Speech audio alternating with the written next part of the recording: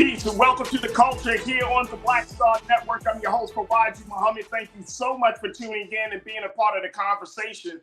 Folks, we got a lot to talk about. First and foremost, let's give you some updates on the case about that New York City man, Jordan Neely, who was choked to death on a subway train. I'm going to share with you some of the latest developments, what the mayor has to say, and even what Representative Alexandria Ocasio-Cortez had to say about the situation. We'll have that. Plus, let's talk about suicide prevention as it is Mental Health Awareness Month. We're going to be checking in with Iraqi veteran and author of children's book Belly on the Water. We're going to be checking in with Mr. D'Angelo Jelks to talk to us about this issue. And then later, a 16-year-old senior gets 185 college acceptance letters. Right. He is killing the game, actually breaking the record, and he's black. But the question I'm posing is, should this be the norm? Folks, we'll have that conversation and a whole lot more. So stay with us. It's all happening on today's edition of The Culture here on the Black Star Network. Let's go.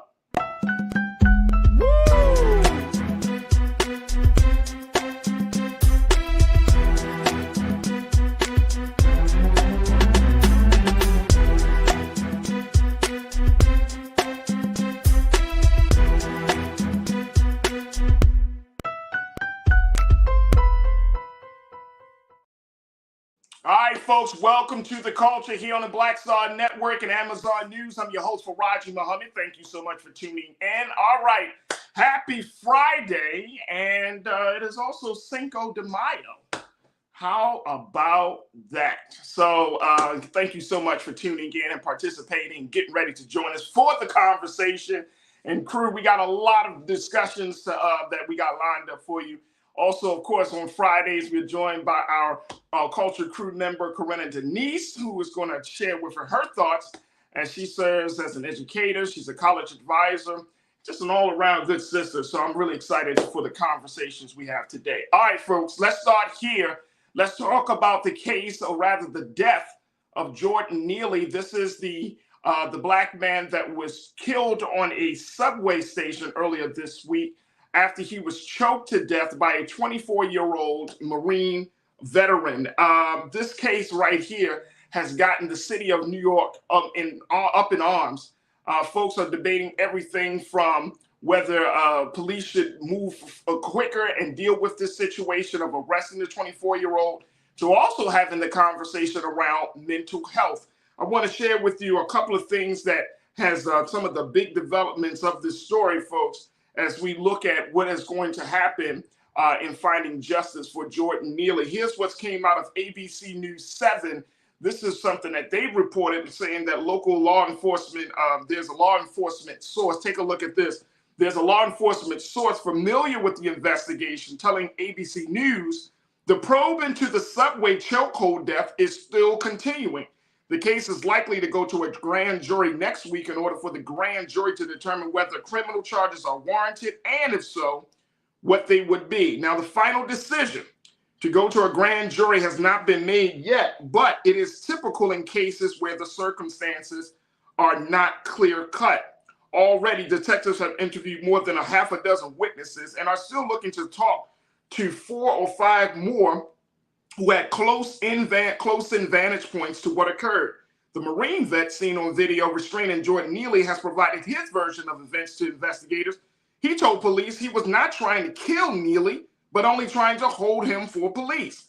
The vet, as well as other witnesses, told detectives that Neely had been acting out on the subway car, and a sense of fear had taken hold among passengers, but it was a sense of fear of the unknown. As it stands right now, the source says it's clearly a homicide, but is it a murder? Clearly a homicide, but is it a murder? All right, let me stop there and let's start the conversation with my sister, Corinna Denise. Corinna, thank you so much for checking in and being a part of this discussion. It's good to talk to you always on Friday. First and foremost, you are a New Yorker. So you know what the dynamics are, you know what the environment is, especially on subway stations. I was reading one report, Corinna, where I forgot who mentioned it, but they said that New Yorkers are very used to or accustomed to these type of acting out from people, right? It's like you watch them, Definitely. but you kind of still pay attention to yourself, right? You watch them, making sure that, look, as long as they don't bother me until I get off my stop, I'm good. Does this change that? Will this like really change the conversation about mental health? Do you think it's going to change the conversation of how people interact with folks who do show that they are in need of some serious help? Well, first of all, let me just say, to your point, Faraji, yeah, these things are very common if you live in New York City. People come on the train all the time. They're Right. performing, singing, dancing, acting, you name it. And unfortunately, we have a lot of homeless folks or unhoused, I like to say, who are constantly on the train because that's a means of shelter, right? From the cold, from the rain, from bad weather, a place to sleep sometimes. And yes, people are coming on the train asking for things, right? It's not uncommon. Some folks, you'll hear them say the same speech over and over again. But what I don't seem to understand is, the reporting saying there was this sense of fear. Yeah. Well, yeah, sometimes things could be a little frightening, but to place this man in a chokehold, to cut off like his oxygen, and there is a way to subdue someone per se, and I'm not saying that what he did was right. I absolutely disagree. But if you want to, kind of like de-escalate the situation, but how long can you hold someone where you're cutting off their oxygen? But yeah, this is not uncommon. People come on the train all the time. Sometimes people just tune it out, but I think there's some blurred lines, right? Like what exactly happened, or maybe what story they're trying to conjure up as far as what Jordan Neely was supposedly doing, that this vet just thought to take it upon himself to put him in a chokehold. You don't have the right to take someone's life. And like I said, if for some reason this is true that something was escalating, you didn't have to put him in a chokehold. I've been in many situations um, on the subway. And just real quick, I remember when I first moved to New York back in 2014, and I was living in Bensonhurst at the time. I was taking the D train going to uptown Manhattan, and a Jewish man came on the train, and a Hasidic Jew. You know how they dress with the regalia, like the hats and the suit. Right.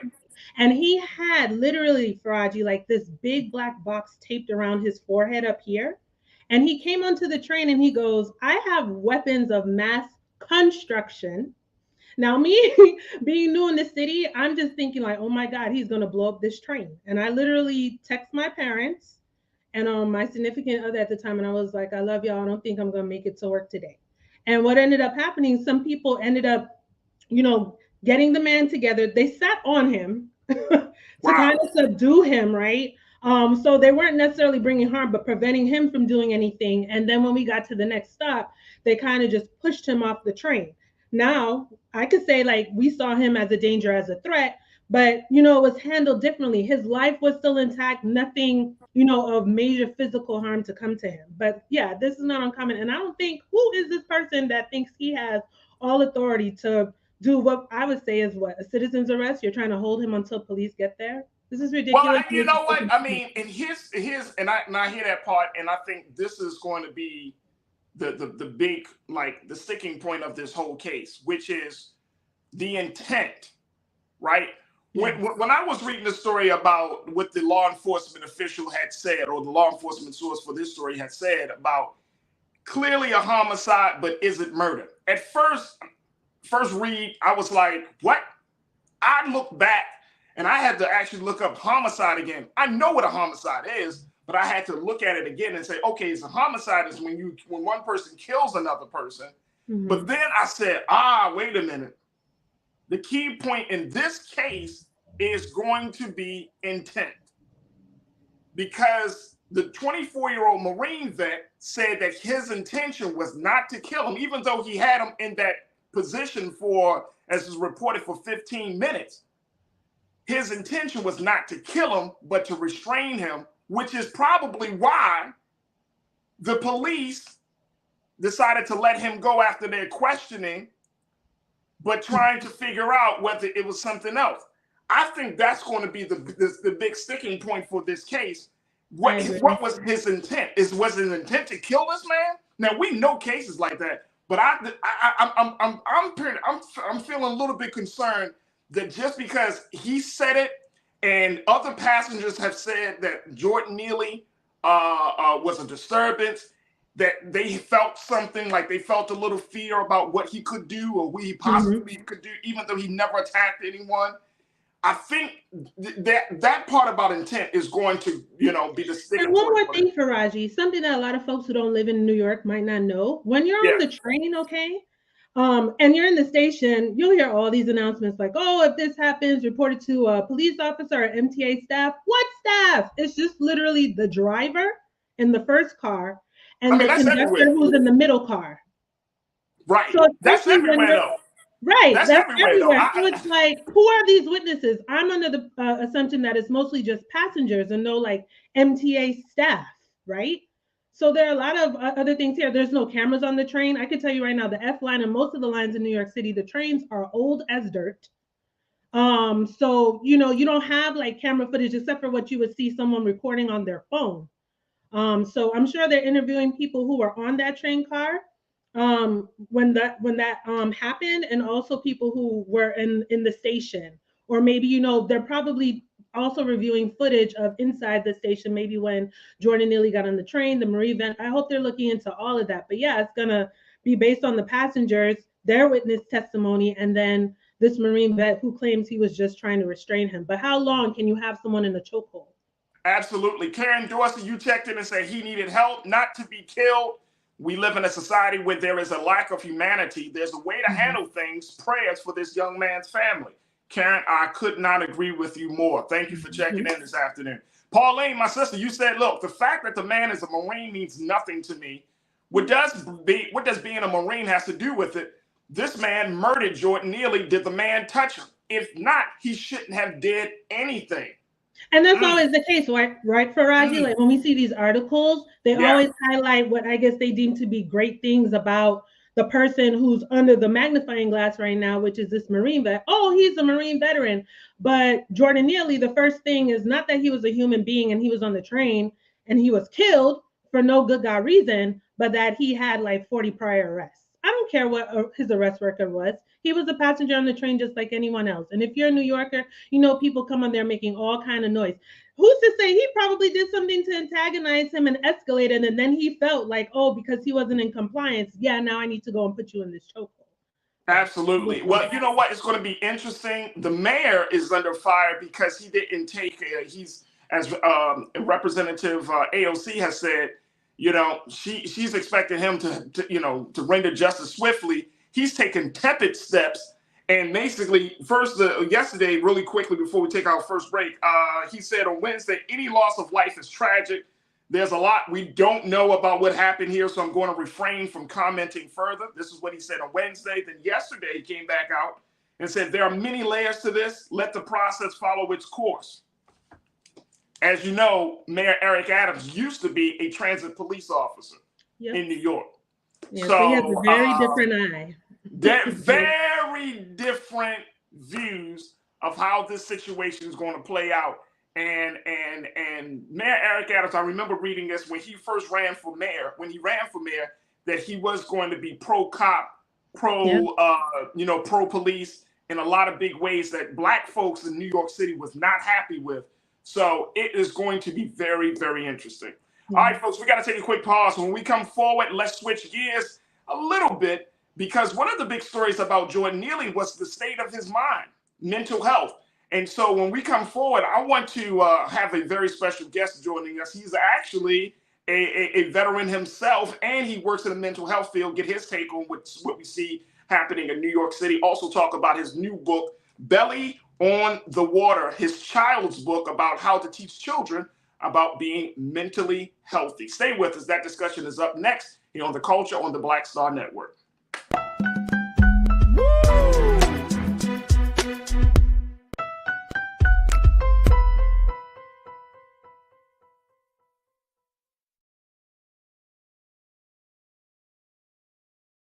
Hatred on the streets, a horrific scene, a white nationalist rally that descended into deadly violence.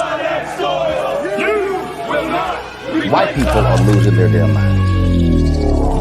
As an angry pro-Trump mob stormed the U.S. Capitol, we've seen We're about to see the rise of what I call white minority resistance. We have seen white folks in this country who simply cannot tolerate black folks voting. I think what we're seeing is the inevitable result of violent denial. This is part of American history. Every time that people of color have made progress, whether real or symbolic, there has been what Carol Anderson at Emory University calls white rage as a backlash. This is the rise of the Proud Boys and the Boogaloo Boys. America, there's going to be more of this. Here's all the Proud Boys, guys. This country is getting increasingly racist in its behaviors and its attitudes because of the fear of white people. The fear that they're taking our jobs, they're taking our resources, they're taking our women. This is white fear.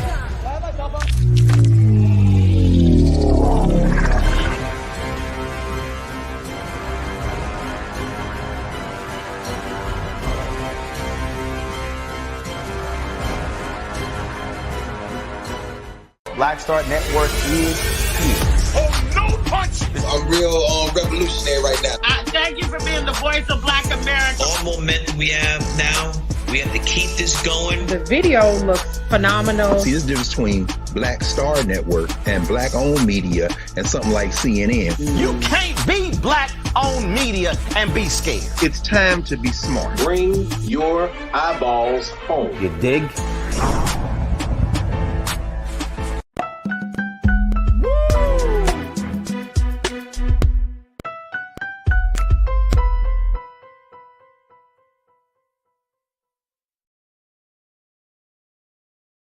All right, folks, welcome back to the show. May is officially Mental Health Awareness Month, and during this month, there has been a lot of discussions about the state of mind that we are in this country, everything from talking about the loneliness epidemic to talking about the situation that we just saw happening early this week in New York City. And so as we are having these discussions, one of the other big topics that we don't like to talk about too much is suicide prevention, dealing with that, especially among the next generation. So my next guest, he's a man that is looking to address this issue head on. He has written a book called Belly on the Water. He serves which is a children's book, and given us some insight and some ways that children can keep themselves in a good place mentally. He has also served in the Iraq War, so we thank him for his service, and of course we thank him for joining us here on the Culture on the Black Star Network. We want to welcome him, Mr. D'Angelo Jelks. D'Angelo, good afternoon, sir. How are you, brother? Hey, Farajii, I'm doing outstanding. How are you? I'm good. All right, D'Angelo, I know we got on the show. Say it again. I said thanks so much for having me on the show. Oh, absolutely. Thank you for the work that you're doing. So that's what brought you to the show. First and foremost, D'Angelo, I want to kind of get your take, and I want to bring my sister Corinna back into the frame as well as we have this discussion, because you are right there in the intersection of what we just saw in New York City with a man who was killed by, it looked on camera like he was killed by a Marine veteran. And then you're dealing with the issue of mental health, which is something that you are passionate about. What did you see in that? And what do you tell other Black folks who are watching this show, to bring us into understanding how things may move forward in this particular case?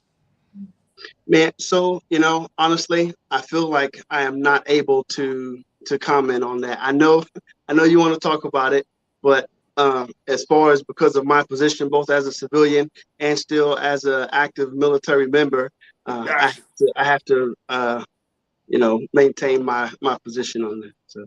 All right. I get you, brother. I got to ask the question. So, you know what I mean? But I appreciate you for mentioning that. Let's talk a little bit about mental health awareness. What brought you into this space? Has it been your time in service, or was it something else? So, man, I think like a lot of, unfortunately, a lot of African-American youth, especially during the time that I grew up in the 80s, many men came home, and we were hitting that crack epidemic and things of that nature. Guys, a lot of brothers weren't in the homes. I know that has kind of continued and lingered, but just many of the things that plagued me growing up as a youth, they really kind of put me in a situation where, had it not been for a mentorship program that I joined in the 8th grade, I might have ended up being, another dope boy in the hood. But I joined an organization where there were some men that poured into us, and they chose not those that were getting in trouble, but those that, despite where we came from, were making good grades to staying out of trouble. And so that was the first time I'd seen men in college. I'd ever seen, guys that were in the military or whatever. And so that's what I went on to do. It just kind of changed my life in that way. And so, I found myself with a lot of the things that, without putting too much of my family business out right now, things that caused me some horrible emotional situations that I didn't know how to process. And so what I did was I bottled them up. I found structure in the military, and I'm sure a lot of people have done this. They say, "Oh, well, I'm going to go join the army, and maybe there's where I will learn to be a man, and I'll learn to do all of these things." And so what you learn there is honestly how to shoot, move, and communicate, and destroy the enemy with extreme violence. And when it comes to emotional pain and physical pain, things of that nature, what we do is we put it in a box, and we say we'll deal with it later, but we end up not dealing with it at all. And so I had decades of doing these things. And then I ran into a situation in 2021 as it related to my personal life that really kind of tipped me over the edge. And then I myself became suicidal. And I found myself in this situation where that seemed like the answer for me. And luckily I'd been an instructor of suicide prevention for years already. And so I was able to pull myself out of that hole. And I'm gonna tell you a funny story. I know this is not a funny topic, but I'm gonna tell you a funny story. So I have 2 young children, and there's a statistic that says that youth that come from a family where someone committed suicide are 4 times more likely. So there's like an 80% chance pretty much that if they get in some sort of extreme traumatic situation, they will take the same route. And so I was sitting there looking at this noose on my pull-up bar, and I started thinking about my kids. And then I got mad at my kids for 30 years from now for what they might do if they get in a situation. And so that is what pulled me away from the ledge, And then I started thinking about how, like, what if there was a way to teach youth, teach others how to process emotions before they get out into real life. So if we could catch them as kids and teach them about self-confidence, about standing up for themselves, about forgiveness and resilience, then that way those are life. It's like learning to ride a bicycle. Those are things you never forget. And so I figured if we could do it from the innocence of a children's book to teach lessons like that, and then there's a section in the end where they're able to have conversations. If we can do that with them when they're young, then hopefully those are lessons that they'll carry with them for the rest of their lives. Right now in curriculum, they teach, well, you've probably heard these things before, how they teach subjects that don't really prepare us for life. Like it's like many of the things that we learn in school we'll never go on to use, right? But some of those skills that we can and should use, they don't teach. And so this is just one of those where teaching resilience and emotional autonomy, something that I hope that I can present with Belly on the Water. That's what I'm talking about. Folks, we got to take a quick pause. When we come forward, we're going to have more conversations with D'Angelo Jelks. We're going to have more conversation with Corinna and, of course, with you. Join us in the discussion as we talk about suicide prevention, because this is Mental Health Awareness Month and so much more. You're tuned into The Culture right here on the Black Star Network.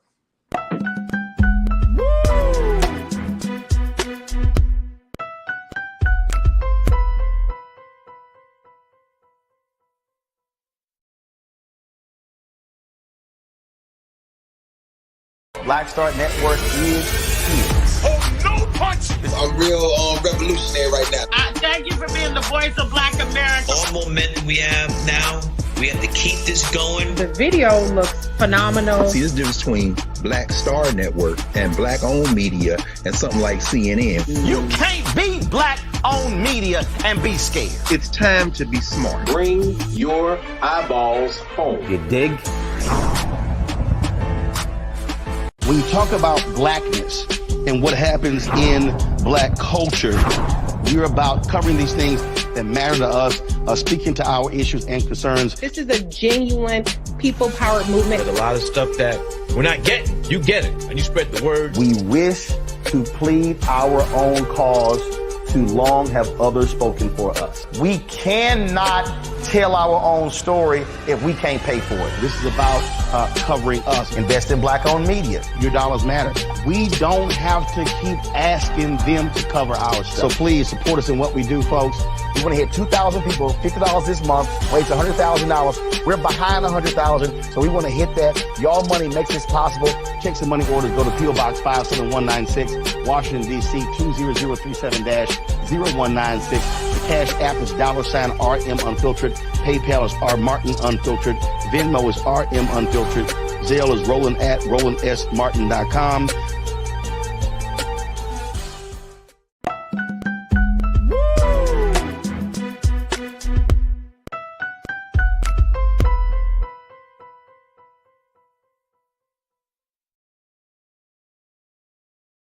All right, folks, welcome back to the show. We've been talking to Iraq War veteran and author of the book Belly on the Water, which is a children's book. There it is right there, folks. Belly on the Water, written by Mr. D'Angelo Jelks. And D'Angelo has been talking to us about his experience in being in the military, as well talking about suicide prevention as we are doing our part to acknowledge Mental Health Awareness Month this month. I want to go to my sister, Corinna, and as we, have this conversation, and Corinna, listening to what D'Angelo has to say about, his personal trauma, the things that he had to overcome. And I think about, the work that you do as an educator. You're in the schools, you worked in the classroom, but then you're now moving forward to advising college students. But I'm wondering, why aren't we talking about mental health the way that D'Angelo just laid out? He talks about that level of resilience. He's talking about being able to problem solve. He's talking about being able to think beyond yourself when when life throws some curveballs at you. And it makes sense to me. It makes sense to me. But to go back to D'Angelo's point, he said you do learn a lot of stuff in school, and then you're like, what the hell? I'm not even going to use this. What do with it? Right? Like, I don't even use this stuff. Yeah. And I'm not saying that education is completely terrible. I'm just saying, when you're talking about life skills, that's the part, Corinna, that kind of gets to me. Why aren't we talking about this in the school setting, whether you're talking about elementary, junior high, or even on the college level? That's a great question. It feels like it's that elephant in the room that no one wants to address. And in school spaces that I've worked in, it seems like mental health is at the very bottom. A lot of times students come into school, kids especially, they'll start to act out or behave in certain ways because they're still developing physically, mentally. If you want to break it down scientifically, their brains aren't fully developed. So, they're going to express themselves different ways. And then automatically, sometimes I've even seen teachers just assume like the kids are just being unruly. They don't want to behave, but you never know how their day started out with. Kids are dealing with a lot, I think, especially with social media these days. A lot of influences and peer pressure, I think, is even higher than maybe when we were coming up and we didn't have a smartphone or something to immediately access these things. But yeah, it's not a priority. I think a lot of our school staff, they're inundated with testing. I can tell you, as someone who's worked a part of guidance teams and seeing like my colleagues who would be guidance counselors, unfortunately, they don't always have the time to actually counsel students and families because the nail on the head right there. Yeah, they're doing so many other tasks. Yeah. And actually counseling. And then maybe if it's you know, a really extreme situation, or maybe what an administrator might deem as extreme, then maybe they'll refer the student to the social worker. But it's really unfortunate because a lot of students are missing out on that opportunity just to have maybe that one-on-one with the guidance counselor to kind of help them talk through their emotions of, like, you know, everyday situations that would prepare them to, you know, navigate these educational spaces much better. We don't know what's happening when they get home in the evening with their family. Parents work. Sometimes kids don't have time to talk with their parents, or vice versa. There's a plethora of things going on, but it's something that definitely needs to be addressed. And I mean, it seems simple enough to me. You know, if the kids are doing well in a mental space, then they're going to perform well in other areas in school. So that's essentially the foundation. But yeah, for a long time, it has been neglected. And the folks in these positions who go to school, study, who are supposed to be able to help children with those things, yeah, they're not able to counsel like they should be able to. They just have so many other things. Testing is usually one of the biggest priorities, unfortunately. Hey, D'Angelo, yes, sir. So I was going to say to you, think about normally, just pick any situation where you take a male in distress and a female in distress, and the, you know, maybe the woman starts to cry or whatever. The male, he, you know, I'm okay, you know, it's all right, I'm okay. Who gets the attention? Or you take, you know, a child that skinned their knee and they're bleeding, and a child that just, you know, I don't know, saw a car accident and, you know, someone died or whatever. Who, when they come to school that day, who gets the attention? And so with mental health, that's what makes it so dangerous. Like, it's that thing on the inside that you can't see. And so if I'm good at wearing a mask, if I can smile and laugh, if I can pull a Robin Williams on you, you have no idea what's going on. You have no idea what's going on. And that's why it's so dangerous, right? Because men are taught to conceal things. Soldiers are taught to conceal things. Women, especially with the new independent movement, and just the need to, because so many men are absent, the need to play both roles, they find themselves taking on that more masculine energy, and they don't have they don't have the latitude because the kids are around, or, you know, their employees are around or whatever, to share and express emotions. So everybody's bottling stuff. Well, it's you know, it's got to go somewhere. Now we're getting into physics. That energy's got to go somewhere. And so that's why everybody's struggling, because not only are we in this internet age where people are hiding behind computers, but even more so, we just went through a pandemic where now people are just starting to leave the house comfortably, you know, and even right.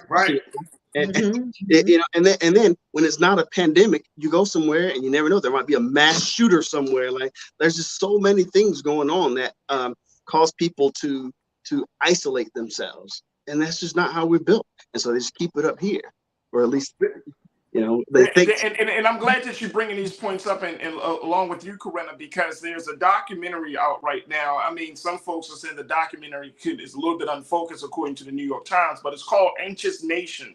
It talks about how we're looking at an epidemic of anxiety and an epidemic of panic among young people, especially among teenagers, right? And to D'Angelo's point, you know, young people, we're putting more on young people than I think we put on young people 25, 30 years ago. I remember growing up in the 80s and 90s when I was in school. There was this sense that a child stayed in a child's place. I remember my mother and my father, my mother and grandmother just drilled at me. A child stays in a child's place. Yes. Now that's not the case. A child is a part of the conversation with adults. A child is a part of the burdens that adults often carry within the household. And so it has created this anxiety, this panic. It has created a suicidal ideation. And for those who don't know what that is that's when you idolize a world without you being there. And so when you have those type of things happening, I think it also has to go back to the households, to the homes, but it also has to go to the community. The attitudes that we have, I think a lot of us, and I'm speaking of us in terms of my generation, I'm in my 40s, a lot of us tend to believe that the kids will be all right because look at how I grew up. Mm. And I always try to jokingly but truthfully remind people, look at how you grew up. Like, you crazy. You know, you are off. So, you were off like 25 years ago, bro. So you way off. So I think that there needs to be some things. We got to take another pause, but I want to get both of your takes on this as we look at this anxious nation, this idea of panic and anxiety, and the fact that children may not be able to handle it. And is it fair for us to blame them for not handling it? Because we handled it, and we are off. Folks, stay with the conversation continues here on the Culture on the Black Star Network. We feel the hidden impacts of climate change that land harder in Black, brown, and Native communities. Not many people talk about it because they clearly don't know our lives. But with President Biden's landmark infrastructure and climate plans, our issues are finally seen. Removing lead pipes means we know our water is safe. Cutting carbon pollution helps our kids breathe easier. 1.5 million new jobs means stable work in communities.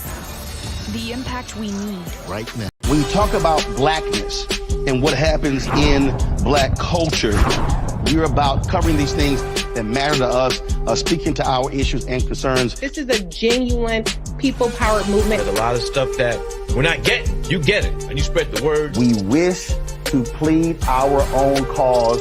Too long have others spoken for us. We cannot tell our own story if we can't pay for it. This is about covering us. Invest in Black-owned media. Your dollars matter. We don't have to keep asking them to cover our stuff. So please support us in what we do, folks. We want to hit 2,000 people, $50 this month, raise $100,000. We're behind 100,000, so we want to hit that. Y'all money makes this possible. Check some money orders. Go to P.O. Box 57196, Washington, D.C. 20037-0196. The Cash App is $RM Unfiltered. PayPal is R Martin Unfiltered. Venmo is RM Unfiltered. Zelle is RolandSMartin.com. Folks, Black Star Network is here. I'm real revolutionary right now. Support this man, Black media. He makes sure that our stories are told. Thank you for being the voice of Black America, Roland. Stay Black. I love y'all. All momentum we have now, we have to keep this going. The video looks phenomenal. See, this difference between Black Star Network and Black-owned media and something like CNN. You can't be Black-owned media and be scared. It's time to be smart. Bring your eyeballs home. You dig?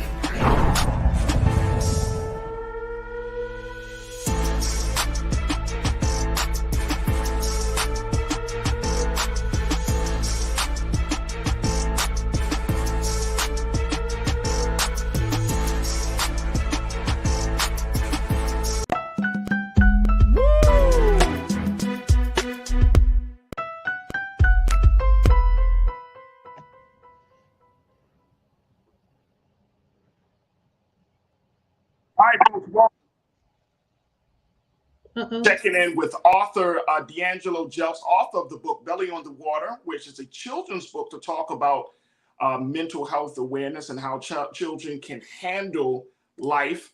And we also been checking in with my sister, online culture crew member, Corinna Denise, who is a educator and as well as a college advisor, as we've been talking about suicidal prevention and other mental health issues. So I want to jump back into that conversation to this question, Corinna and D'Angelo, around this idea of that young people today are actually under more stress. They suffer from anxiety, they suffer from panic attacks. And of course, they think about suicide a lot more than we used to think about suicide, say 25, 30 years ago.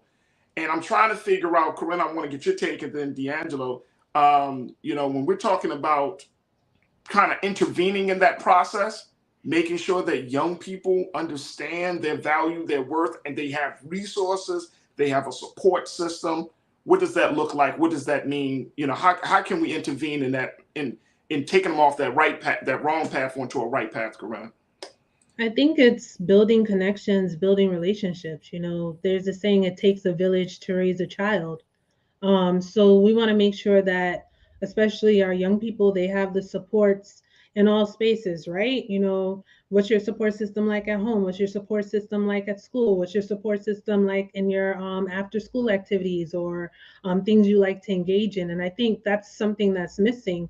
And to a point that was made earlier, like why the conversation of mental health is not happening as frequently as it should be, and let's say in our schools, is because it seems like students haven't necessarily been given that safe space to feel comfortable enough to have those conversations. And then again, too, there's always the pressure of time. It seems like everything else just takes precedent over that. So in turn, you're already struggling, right?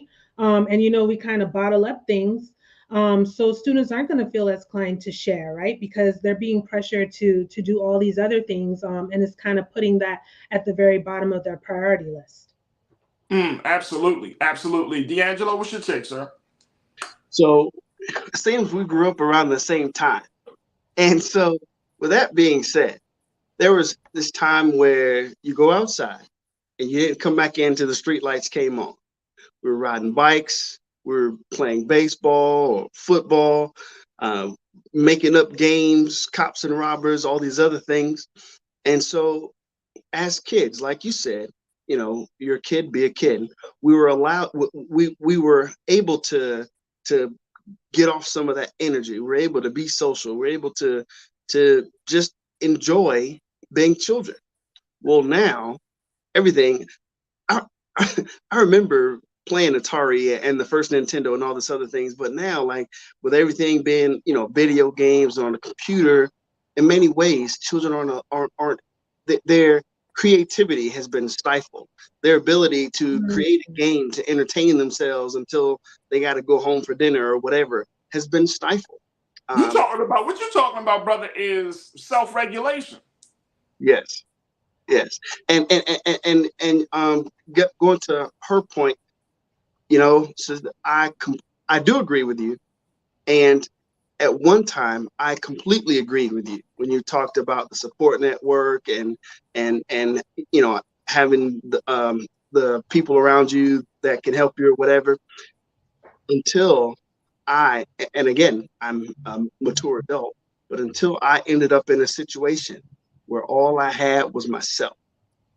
And I think about, some of the sermons that I've listened to, Brother T.D. Jakes and other guys that I've heard them talking, and their message just kind of went over the head, right? But it's like when all you have is you, when you are your biggest fan, when you are the only person that's holding you accountable or whatever, saying that your support network failed, or saying that your teacher or your friend group or whoever didn't do their part, is no excuse for laying down. It's no excuse for not being your best version of yourself, or for committing suicide or worse, right?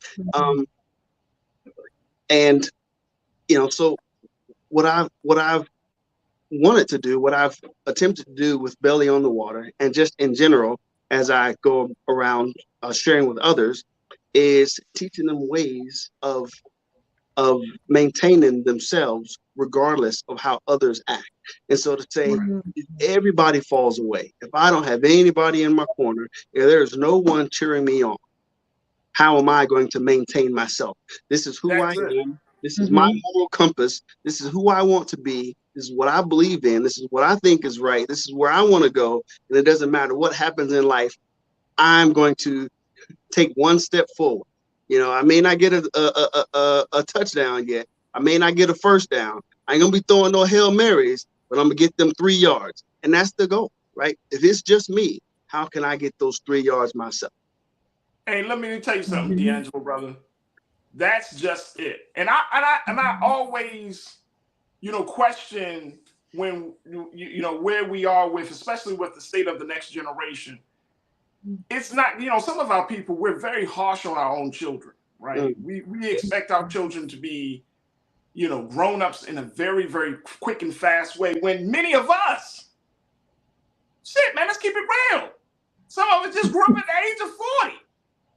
Yeah. You know what I'm saying? Like for real. But some of us are so harsh on our children, like, man, they should know this. They shouldn't expect this. This should be pop, pop, pop. And it's like, you are looking at it from your lens as an adult who is educated, who has become conscious, and all of those things, who've had those experiences, who've learned.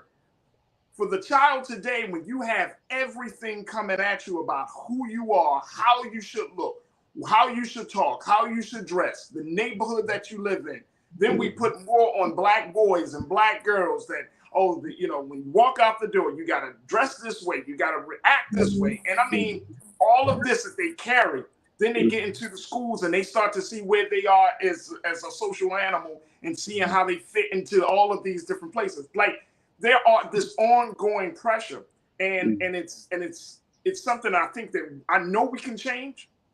I know we have the power to change. We just have to have the will to want to change it, and I think that's the biggest thing.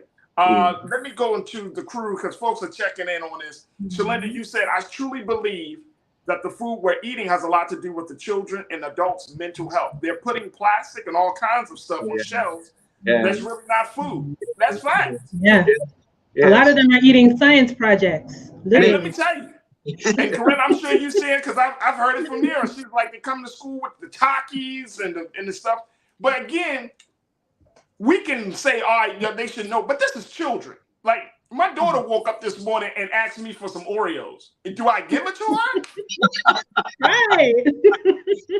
She's three. She's like, Daddy. I said, what you want for breakfast? She's like, Daddy, I want some Oreos. And I'm like, I'm not going to be like, okay. And then be like, see, the children don't eat well. Yeah, exactly. You know what I'm saying? So, I mean, but I agree with Shalinda. It's the foods that we eat, not just the physical foods, but also the mental, the emotional, the spiritual foods too. Like, are we teaching our children how to be resilient? How to handle a problem and not get so bent out of shape if it doesn't go the way you expect it to go. You get so bent out of shape, you want to give up. You want to knock stuff over. You can't self-regulate. Yeah. Yes. Go ahead, D'Angelo. You got the word, brother. Yeah. So I think she was talking about like a GMO or all that crap. Yeah, because genetically modified objects. Whatever it is. Yeah, man. Like that's the food that we eat. I think that does affect like your chemicals and just how you process things or whatever. But man, for me, it really is all about what is happening in society now as opposed to like when we were kids. I think when it comes to like the trauma or drama, because the Bible says what's been will be again. There's nothing new under the sun, right? So everything looks different, but it's the same old stuff. The same old things that we're dealing with in one way or another. But there are some things that kids are dealing with now that we couldn't even fathom when we were young, right? Like we did drills. We did drills for a tornado. We didn't do drills for if little Timmy decides to bring an AK to school, right? Or like, having to look at a teacher and say, oh, well, it's a person, but I'm going to refer to them in a plural, even though in English class, they taught us that like just all kinds of things that and that in itself can be traumatic, because it's instability. It's instability to a mind that is very concrete. I think to D'Angelo's point too, like over these past, let's say 3 years, like kids have had to deal with a lot, right? Let's remember, especially in the height of 2020, like a lot of them, they didn't get to do prom, graduation, having to stay home, switch to online. Like that was really challenging, right? Trying to get back out there. So it's just been thing after thing after thing. It almost seems as if they were living through like a real time history book. You know what I mean? Like things that we would have been reading and learning when we were coming up, like, oh my gosh, this happened. But these kids were actually living it, like all these things that were happening. And I think, too, to your point, D'Angelo, I think it sounds like the overall goal and purpose of your book and your teachings is instilling that resilience and confidence in kids and being straightforward with them to let them know that there may come a time where we've all experienced it, where you look around and there's no one and you only have yourself to rely on, but to know that you'll be okay. Yes. And this is the way to go about navigating it. Yes. And to be realistic that, at the end of the day, it's nice if you have a support system and there are people there to help you. I mean, we all need help, right? Someone helps you with one thing. We all need help at some point in time, but there will come a time where you're going to have to stand alone. And I think, if we're straightforward with kids, then they'll feel more confident and they'll push through even though it's difficult, and they won't resort to saying, you know what, I don't want to be here anymore. Exactly. And taking their life. Exactly. Absolutely. I love it. I love it. Both of your comments are like, it's perfect. Yeah. Brother D'Angelo, yes, sir. Oh, no, that's it. I was going to say, she said that perfect. I'm going to put that down. Next time I talk to somebody, I'm going to be like, I'm going to say what she said. Let me play this for you. That's the brilliance of teachers, man. I'm telling you. Yeah. Hey, look, we got like 30 seconds left, Brother D'Angelo. I want to get an opportunity for you to share with us how folks can get a copy of your book, how they can stay connected with you and the work that you're doing. Gotcha. So you can go to lulu.com, amazon.com, d'angelojokes.com. Either one of those, you'd be able to find my book. In 30 seconds, this is what I want to tell you. Belly on the Water is a children's book that makes it easier to transition into conversations about hard topics. So no matter whether you're a parent, a teacher, a therapist, it's a way to broach that subject in a way that is not offensive or that'll easily agitate a situation. And so I hope to communicate with all of you.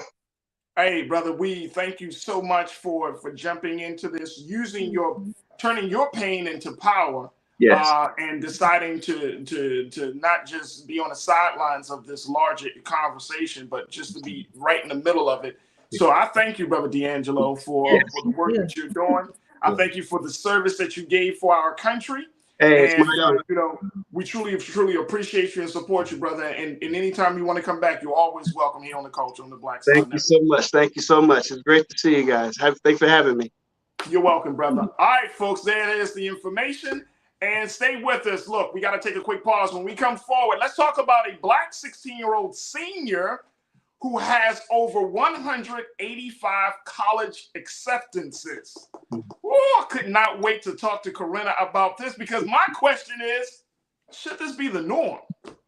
Should this be the norm? Because if so, I am not normal. Stay with us. That conversation is up next, along with talking about some other things in the next hour of the culture here on the Black Star Network.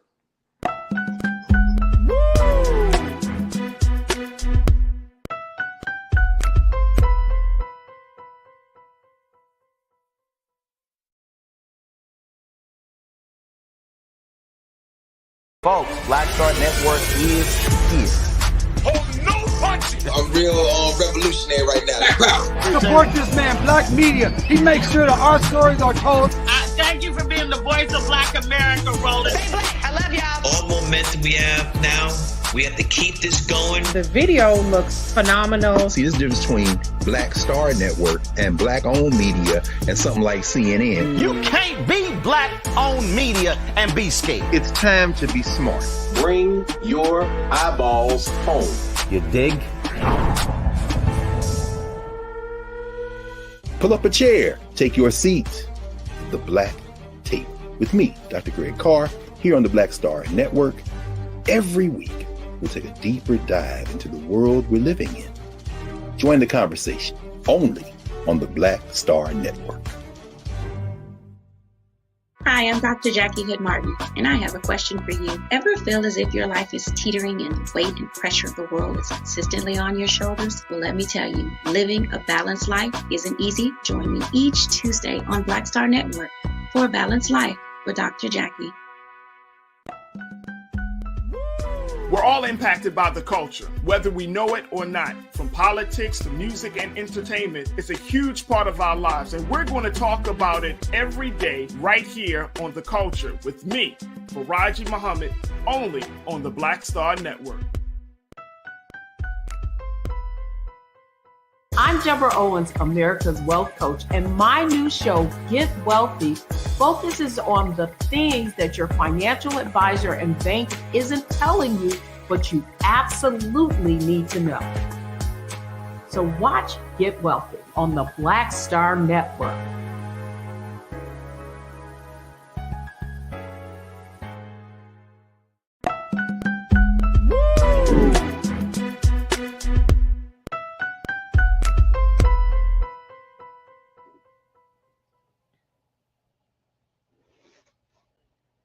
All right, folks, welcome back to the show. Welcome to the Culture here on the Black Star Network and to Amazon News. If you're just tuning in, thank you, and for coming in and being a part of the conversation. If you've been here, if you've been a part of the chat, you can see that the chat right now is so active. Folks are still talking about this situation in New York City with the death of Jordan Neely. It's a very, very emotional, sensitive topic. A big conversation about mental health, a big conversation about vigilantism, and so much more. So join us in a conversation on the chat as well. And of course, thank you so much for tuning in to us, whether you're watching us on blackstarnetwork.com, whether you're watching us on Amazon News, or if you're watching us on Facebook or YouTube. Thank you. All right, let me talk about something that's near and dear to Corinna's heart. Let me bring my sister back in here, Corinna Denise, who is an educator, college advisor. This is a story that I thought about you, Corinna, and I was like, you know what? We need to talk about it because I think that there is something culturally there for us to discuss. Here's the story, folks. This is about a 16-year-old senior who gets over 185 college acceptances. Look at this little brother. I want y'all to see his face. Keenan, can we, I want y'all to just see. I want you to take it in. This little, if you saw, the crazy thing is, here's why I wanted to have a story. Because if you saw this little brother on the street, and he could be any young brother in any city in Black America, you would not think that this little brother here, his name is Dennis Malik Barnes. He's a New Orleans high school senior. He was accepted at over 185 colleges and received more than $10 million in scholarship offers. And they have been trying to get him badly, Corinna, bad. They want this dude a part of their campus. He has a 4.98 GPA and is graduating 2 years early. And he said he wanted to pursue a career in computer science and then go to law school. Come on. Where did they get this dude from? He must have. And there are a lot of students like this. His This mother, isn't who's his as mother? This dude. unusual as we think. Computer science, computer science is already his own industry. But then he talking about, I want to go in computer science, and now I dabble in a whole nother industry of law. It's not like computer science and I want to do, set up an IT firm. And no, he's like, I want to do two industries. But he can do it. 4.98 GPA, 185 colleges. The big question around him as a 16-year-old senior is, which college is he going to? I mean, he got a lot of options. He ended up choosing Cornell University. He said, I've committed to Cornell University and intend to pursue computer science and to later move on to practice software development. He said that he's going to put the Cornell University sweatshirt on. He said, today is an exciting day for me and my family, and I look forward to working with Cornell's College of Engineering over the course of my undergraduate education. Hey, Corinna, Damon Bassett is excited about this little brother. He's like, what? My brother Damon, we need more Black men in the field. Yeah. But what do you make of this? Real talk, I'm blown away. Now, here's why I'm asking this question. Should this be the norm? Because I remember growing up in the 80s and 90s. This is just give y'all a point of reference. I remember that there was always a conversation when any student did really well. Other people would always say stuff like, you should be more like him. You should be more like her. And parents would say it, and I think parents would say it with good intention to kind of motivate and to inspire. But sometimes that could also be accepted as, I'm not good enough. It could be interpreted as, you don't think that what I bring to the table is worthy enough for you to praise me. Yeah. So I'm using this as the backdrop of the conversation, because as we hear these stories, and I think this little brother, Malik Barnes, is an outlier, right? He actually broke the record for the number of college acceptances you can get. But he's an outlier in a big, big way. Mm-hmm. But is he going to be, should we all tell our children, this is the way you need to be? Or should we really take a different path and say, man, that was the path of Malik, but you might be on a different path? What's your take on it? Yeah, I definitely think it's each student's individual path. And yes, Farajii, this is a topic near and dear to my heart, as I've been a college counselor for over 15 years, helping parents, students, and families navigate that tedious college admissions process, scholarships, financial aid, and all those good things. But I want to make sure that our viewers realize a couple of things. Now, yes, he applied to 185 colleges. But I would say, to your point, is this normal? No, it's not normal. Should this be normal? No, and it shouldn't be normal, because number one, it can be really expensive. Okay, let's be real. And here's the thing with this particular young man. He probably had a lot of incentives offered to him, right? Whether and I read in the article that he started applying as early as August 2022. A lot of students and families don't realize that college applications go live in August. So the earlier you apply in the admission cycle, the better your chances at getting in. It just makes for a smoother process. Additionally, during a certain time period, maybe you visit an open house or visit a campus or visit a college fair, and you go up to that table, they might say, hey, thanks for stopping by. We're going to waive your application fee, right? So I would imagine that he had some incentives there to apply to so many schools as he did. Maybe had some fee waivers and things like that, because, like I mentioned last week, college applications can be very expensive. They can range from like $50 an application to $75, some higher, depending on, the school, if it's private, if it's Ivy League. Sending out your test scores, how are those accepted? Some schools might accept your test scores on your high school transcripts. Some want official score reporting, which would have to come from the SAT or ACT. They only give you so many free reports. Each report, after, let's say, maybe the 4 free, you have to pay maybe $10 per score report. So it can be costly. And then how do you manage all of that?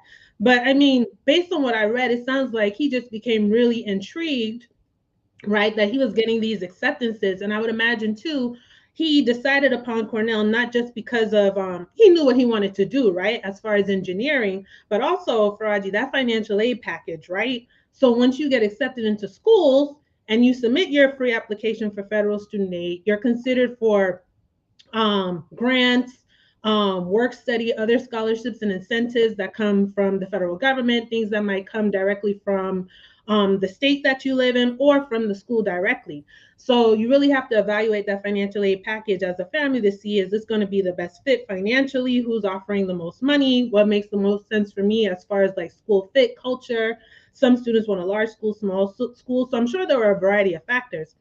Additionally, now with that GPA, and holistically looking at him as an applicant, right, I would imagine he had a lot of like extracurricular activities, maybe some great essay and recommendations. So he had a plethora of opportunities. He probably even participated in maybe like some summer programs, his freshman, sophomore year of high school, and he already started building relationships with those colleges, right? And there were probably incentives like, hey, when you get ready to apply in your senior year, we're going to waive that fee. So I can't imagine that, he just did this on a whim.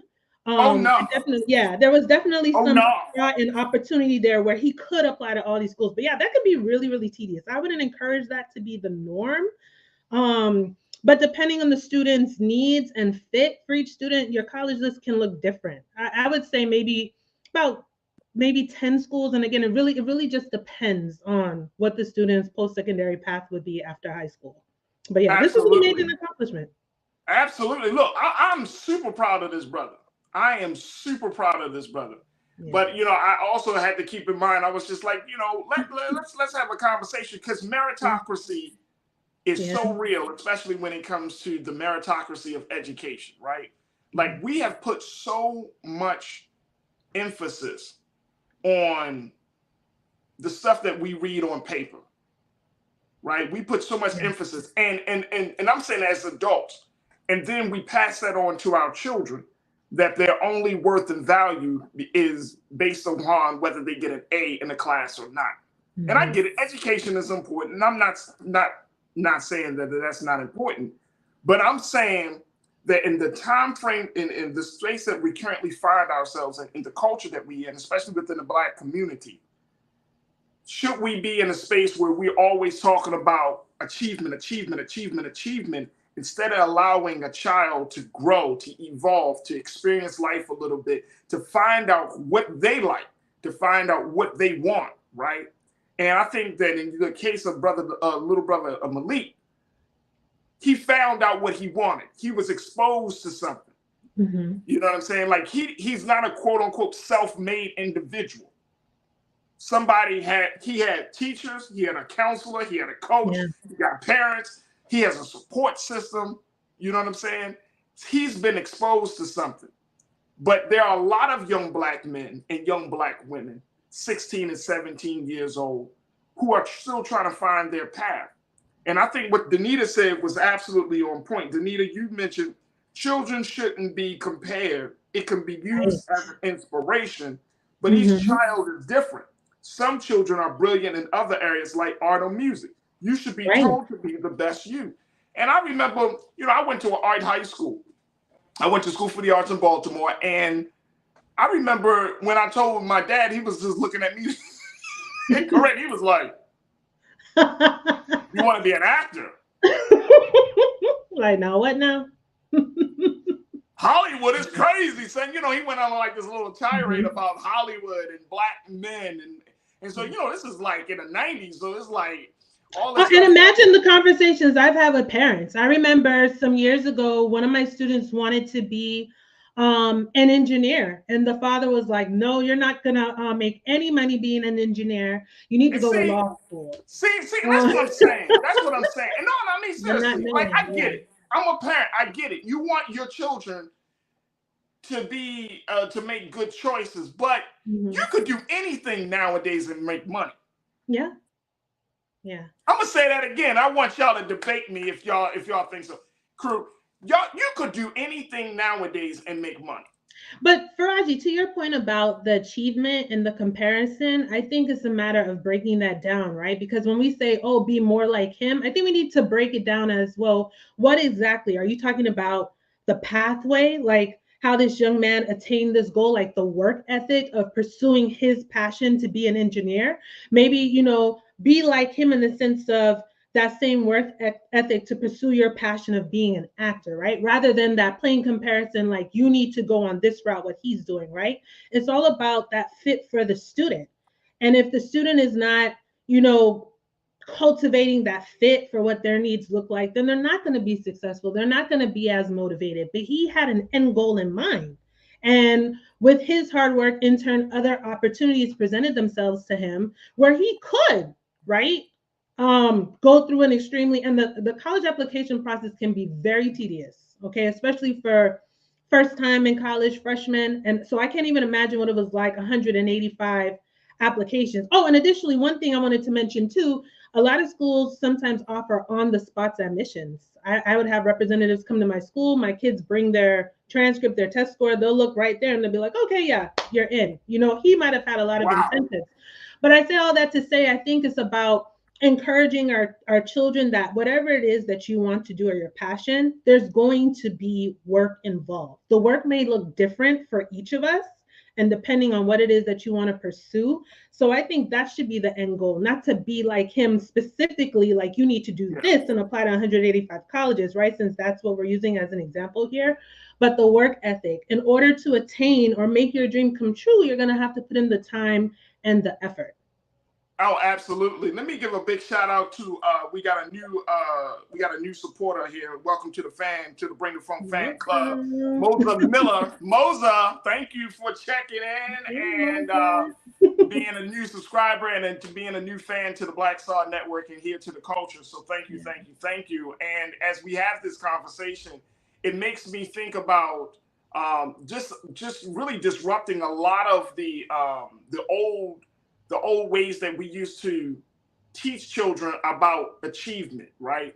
Like, and Corinna and folks, the more and more I see how the world is going, the more and more I see, and I'm sure some of you probably thought about this. Have you ever thought, folks, that now that we're at this point as a people, as Black folks, right, and we're churning out brilliant young minds like a Malik Barnes,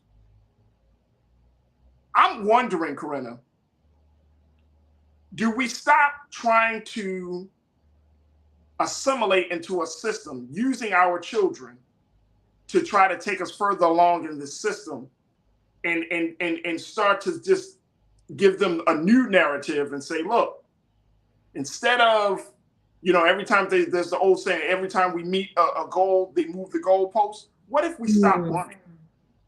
What if we stop running? What if we're teaching the next generation of Black thinkers, the next generation of Black youth, you don't have to run to try to meet every goalpost that this society has always put up for you. At this point, we want you to run to be your best self. Is that a possibility? And I'm thinking about the achievement piece that we're talking about, right? Like, because now that this young brother has been able to make this milestone, there's going to be another milestone that he's going to have to make, right? Okay, you got 185 college acceptances, but did you do this type of thing? And I'm wondering, do we keep running to try to meet the goals that this world placed upon us, especially on the next generation? Or do we teach them to stop running altogether and say, look, run in a different way, go in a different direction, be your best self? Because regardless of how many acceptances you get, regardless of all of the great things that you can do as a young person, when you walk out those doors, the police are not going to see that. Your brother or sister who may not be in their right mind may not see that. The systems of this world may not be able to see that. So it might as well start thinking about running in a different direction. Is that a consideration? I want to have that conversation on the other side. Corinna, I want you to marinate on that and then share with me your thoughts. Folks, join me in the conversation. Post your thoughts on our YouTube page as we're streaming live there. Also on our Facebook page. And let's continue the discussion as we talk about the great achievement of Malik Barnes, 16-year-old senior. He got over 185 college acceptances. He's planning to go to Cornell University. But now it opens up the conversation about everything from achievement to meritocracy and so much more. What's your take? Join us in the discussion and stay tuned. It's The Culture right here on the Black Star Network.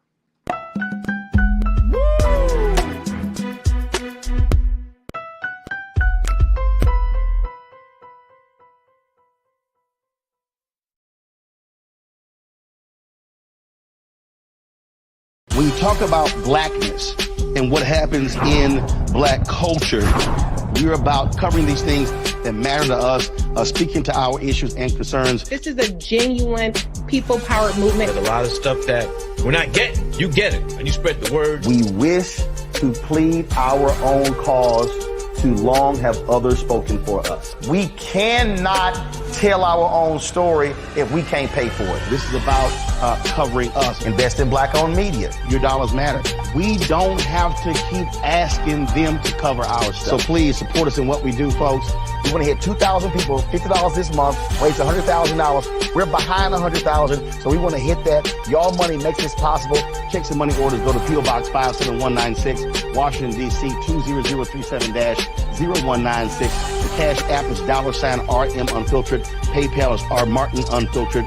Venmo is RM Unfiltered. Zelle is Roland at RolandSMartin.com. Black Star Network is here. Oh, no punch! I'm real revolutionary right now. Thank you for being the voice of Black America. All momentum we have now, we have to keep this going. The video looks phenomenal. See, there's a difference between Black Star Network and Black-owned media and something like CNN. You can't be Black-owned media and be scared. It's time to be smart. Bring your eyeballs home. You dig? We feel the hidden impacts of climate change that land harder in Black, brown, and Native communities. Not many people talk about it because they clearly don't know our lives. But with President Biden's landmark infrastructure and climate plans, our issues are finally seen. Removing lead pipes means we know our water is safe. Cutting carbon pollution helps our kids breathe easier. 1.5 million new jobs means stable work in communities. The impact we need right now.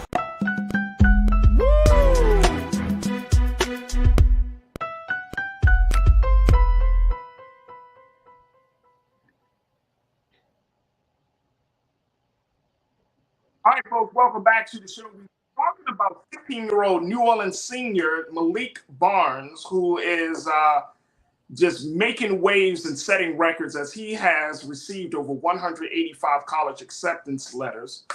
He is a student out of New Orleans who has a 4.98 GPA. He is looking to get into the computer science field and then shift over into the law field. And he has decided to choose Cornell University as his college choice among all of the options that were presented to him. But the question that we have been looking at is this the norm? Now, I'm taking this question even further and saying that if we're looking at the state of the systems that we're a part of, the state of the culture that we're in and that we're making, you know, in terms of Black children who do well, who achieve well, do we keep encouraging them to always meet the expectations of others? And I want to bring my sister Corinna back into the frame on this. Do we keep encouraging them? But more importantly, you know, this is something that I often challenge with, to be fully transparent as a dad. Do I keep talking to my son about achievement, getting good grades versus being a decent, a human being who serves his community, who can focus on those things?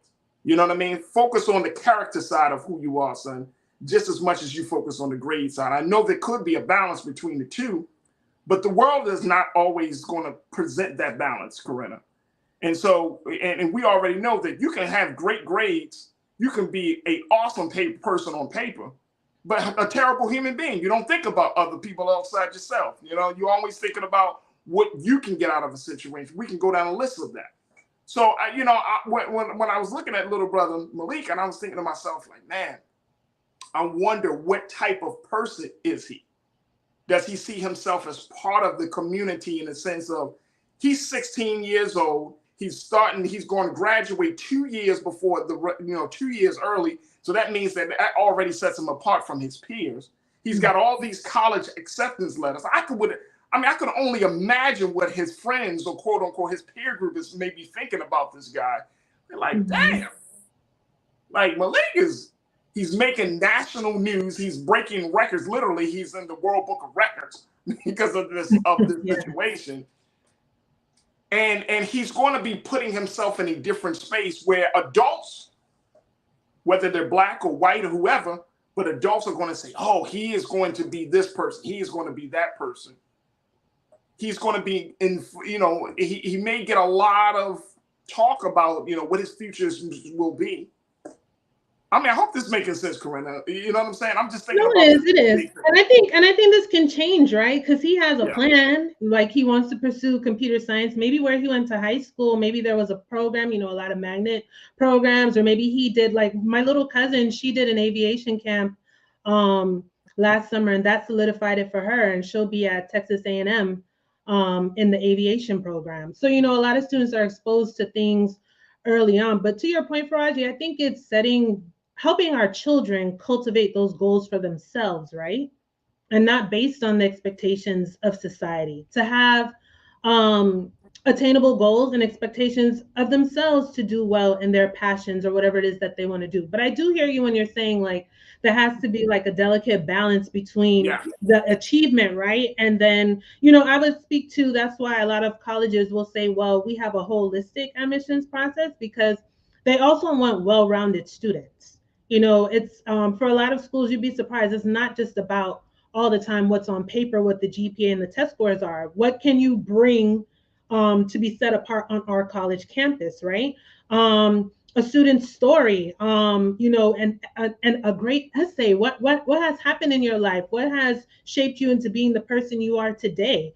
You know, maybe how did you come to love computer science? There might be a great story, you know, there with this young man and his journey to why, you know, he is graduating high school early, you know. So I think we have to consider those things too, because we're just seeing the headline 185 college acceptances. He wants to do computer engineering and law school, but I'm sure there were a lot of things to get there too. And it doesn't mean that he hasn't had any challenges, you know, just because there's good grades. But I say all that to say, I think we really have to stress to our kids, you know, it's about what's attainable for you and within reason.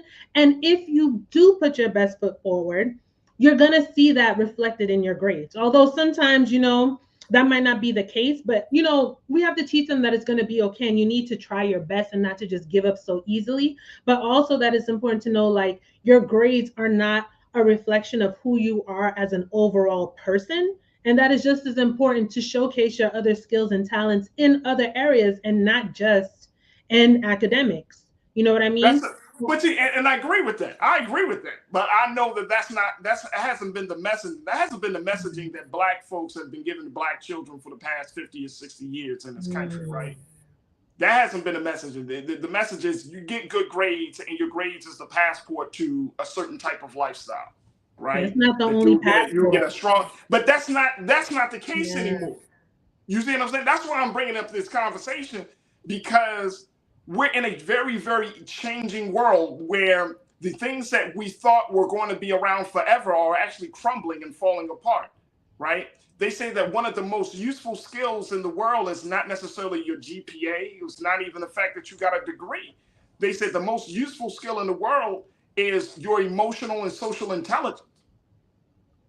Your ability to, you know, one of the first questions that people always ask when you're in an interview is, how do you work well with people in a team?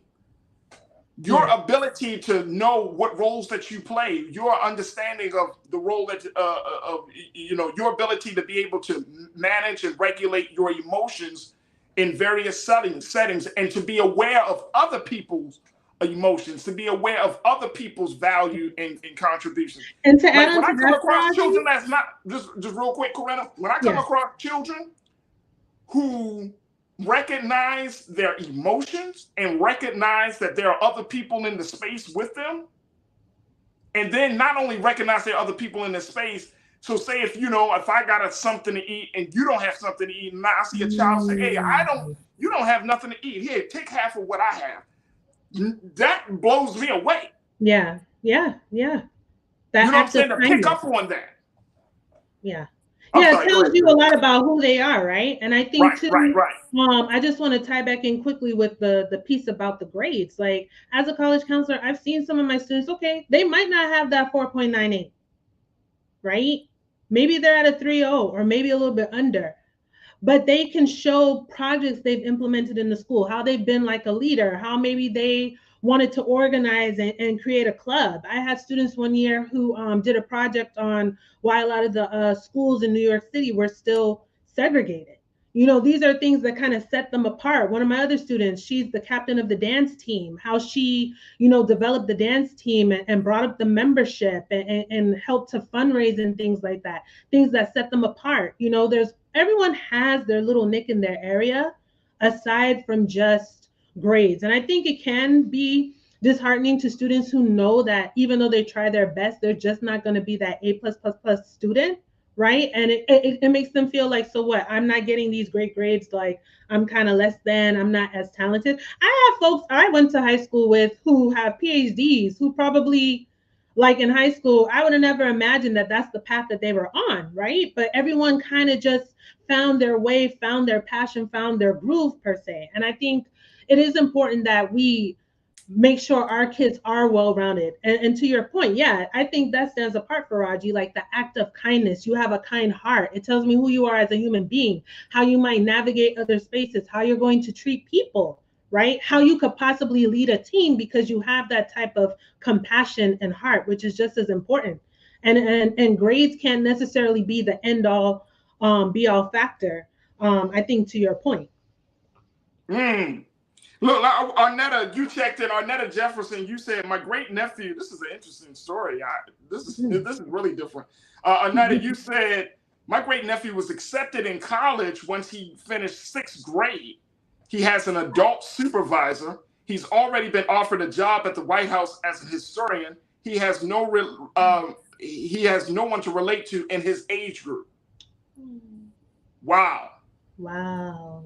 And see, I don't know, Arnetta, if you talk to your great nephew, you know, helping him with the transition and the attention and all of those things, but based upon what I've read, and I could be completely wrong on this, Corinna, we do ourselves a disservice once we start to force children to be in adult spaces too early in their process and their growth and development, right? That they become stunted in their growth, you know what I mean? And I'm not saying this is the case with your great nephew. I hope this isn't the case, Arnetta.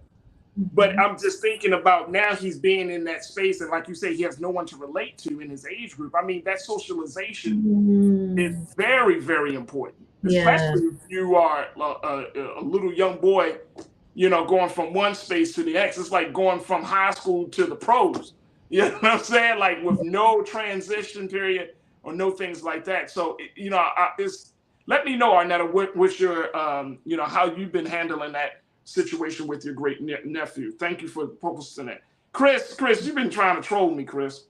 Chris Bay been trying to troll me. He's mad because he's saying like Farajii going to be mad again this week with me because he gave up on his dream and now helping Roland. He's literally the perfect example of what he was saying. Let me just be very clear, hey, Chris. I mean, you keep trolling me, so I might as well bring you up in the conversation. Just everybody can't be a CEO, nor does everybody want to be a CEO. Let's stop telling people like you can own your own business and stuff. Just because I'm helping my brother Roland help build his platform doesn't mean that I think any less of myself. That's crazy. Insanity. That is insane. So you mean to tell me a doctor who works in a hospital is less than because he decided to work a hospital versus opening up his own practice? That's insane. And guess what? How are we ever going to build institutions if no one wants to be there to help? Exactly. We keep talking about Black institutions. We got to build institutions. If everybody wants to be the one that's in charge on top, all of those things, right? We all bring different skill levels to the conversation. So it is absolutely insane for us to keep having conversations like, oh, you could just start your own thing. No, I mean, look, Brother Roland has a platform. He has invited me to this platform. Why wouldn't I accept the opportunity to help build a platform from a Black man who is giving Black voices an opportunity to be heard? That's insane, Chris. Farajii, may I please just add on to that real quick, since we're going to expend the energy with Chris Big. I mean, come on, here's man. my thing, right? Dude. You and just to add to your reason, point, bro. Like, this is a Black-owned network, unapologetically Black. Like, what Roland has built and has continued to build is amazing, where we control our stories and tell our stories and hear our stories, right? Who wouldn't feel honored to be a part of that? And again, Farajii, I appreciate you inviting me to be a part on a platform that I strongly support. So it's like we're building it up together, and everyone's not always going to be at the very top. It takes a village to make it work. So yeah, I think that's just asinine. But hey, everyone's it's asinine. And I mean, Chris said, read the other comments. The other comments talking about, you said, Chris, you know, you're willing to work 120 hours a week. You said, again, entrepreneurship isn't for you. If you don't like working all the time, 120 hours a week for a few years, but it becomes a habit. So you can either keep starting them or do something else. Dude, again, that's not the path. That's not the path. Everyone's and look, I think it's the worst thing to try to tell, and I'm saying culturally we try to act like helping another person to build something for the benefit of all is a problem. Yeah. When did that become a problem? When? Did y'all tell? I mean, we Scottie Pippen shouldn't got it off the team because Jordan. We all eating. We all benefit. Right. Matter of fact, I think that we should support every Black media outlet. I don't care whether it's this one or some other outlet, whether it's online, paper, TV, radio. I agree. Please, man. Come on, Chris. Come on. Give me a little bit better argument, bro. Come on. Right? At least make the argument a substantive Make the argument. It sounds like entrepreneurs. That's the best you got. We should own stuff. And, bro. None of this stuff that you're talking about, and I'll be watching you. None of this stuff that you're talking about makes you a better human being. You can own as many businesses as possible. You can earn as much money. If you're an asshole, It's Friday though. All right, look, we gotta take a quick pause. And it's your birthday. It's Farajii's birthday, y'all. It is my birthday today. So you know what? We can bring it. We can bring it today. We can bring it. Talk about it, just Cinco de Mayo. It's your birthday. Hey, look, I'm the Cinco de Mayo, baby. We can bring the party and we can bring the fury. All right, look, we're gonna take a quick pause. When we come back, more conversation. Stay with us. It's the Culture on the Black Star Network. Craziness.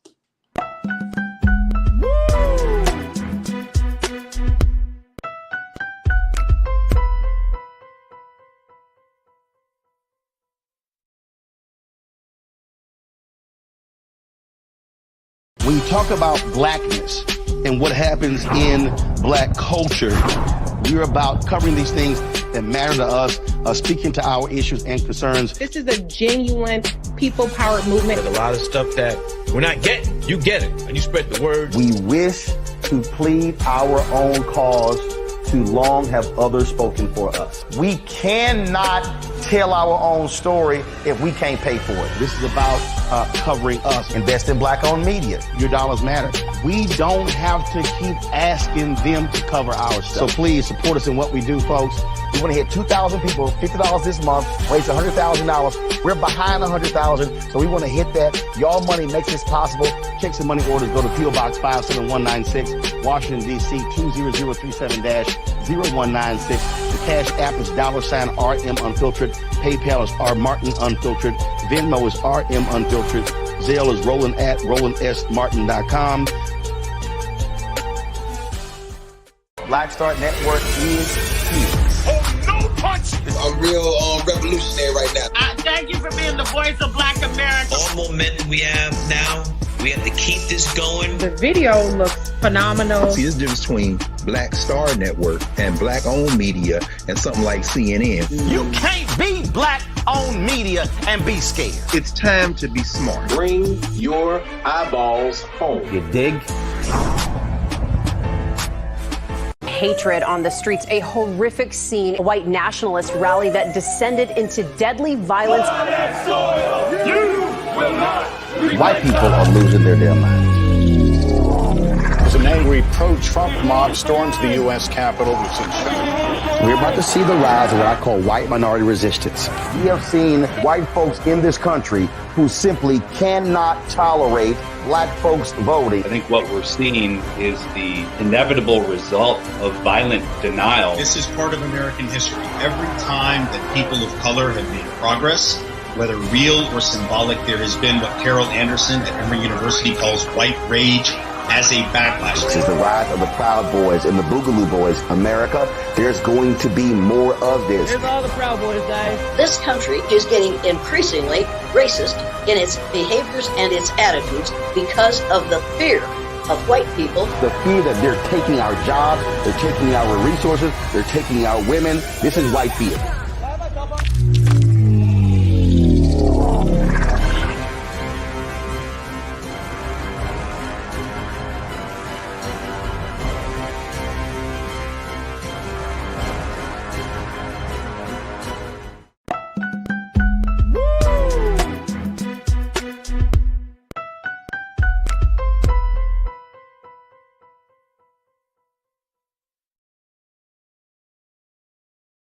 All right, folks, welcome back to the show. Let me bring my sister Corinna Denise. Corinna, I got some other news that we got to share.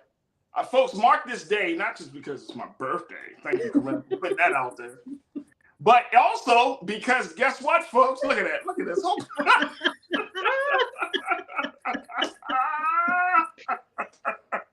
You just need the glasses and the jacket and you'll be similar like Lola too, because he has the locks too. Right. But folks, did y'all hear that the World Health Organization has officially declared today that COVID-19 as a public health emergency is over? Well, how do we define emergency? As a public health emergency. All right, let me share with you what they said. Take a look at this.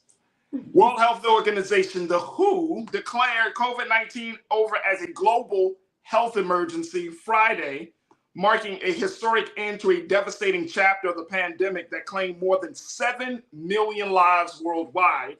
The WHO declared a public health emergency of international concern on January 30th, folks, 2020, when only 100 cases were reported and the virus had no official name, according to WHO Director General Tedros Adhanom Ghebreyesus in a news conference Friday. That does not mean COVID-19 is over as a global health threat, he said, adding the virus continued to claim a life every 3 seconds last week. This virus is here to stay. It's still killing and it's still changing.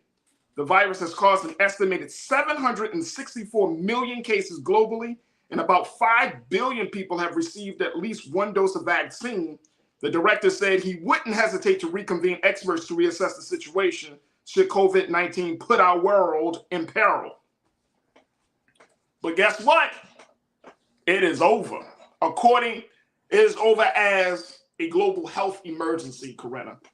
Does that make any difference for you? Because I still see people with masks. Does that change anything for you?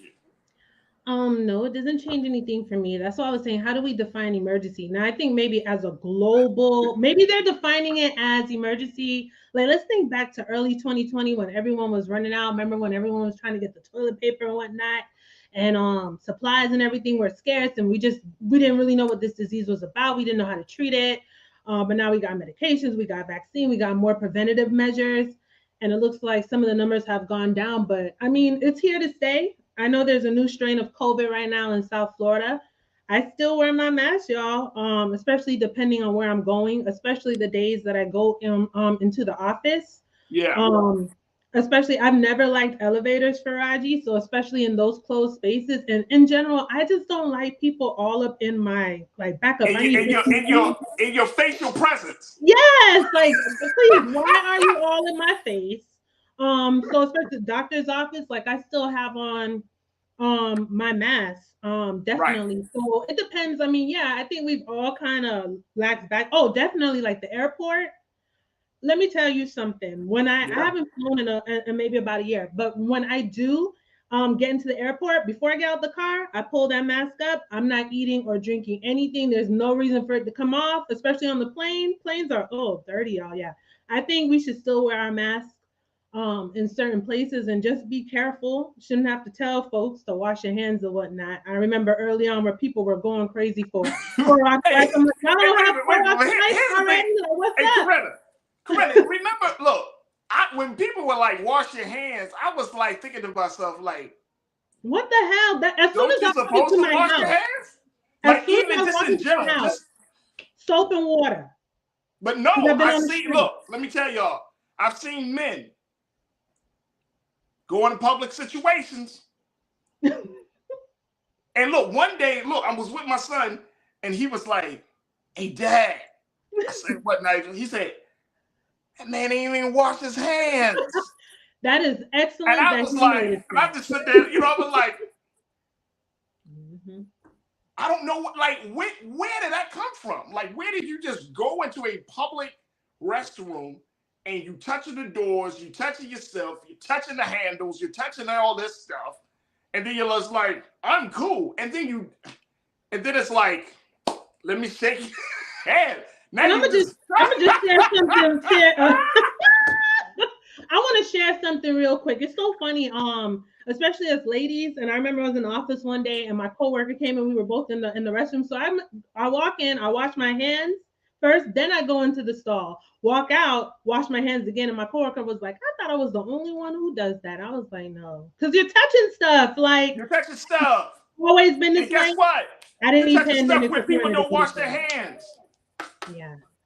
Yeah, no, but I mean, this is a milestone for us. This is a huge milestone. Year 3. Can you believe it? we were in COVID under this health emergency.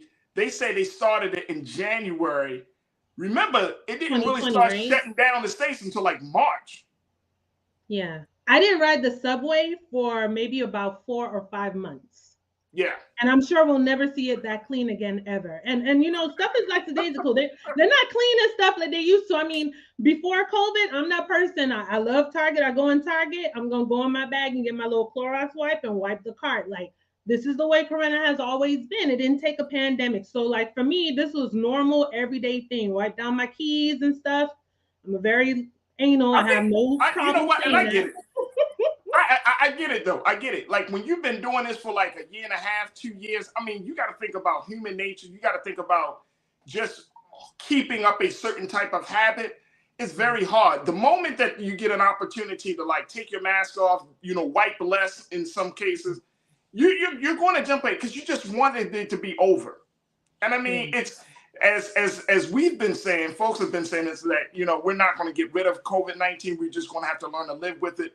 The WHO, the World Health Organization, has finally come to that point that, look, it's going to be around.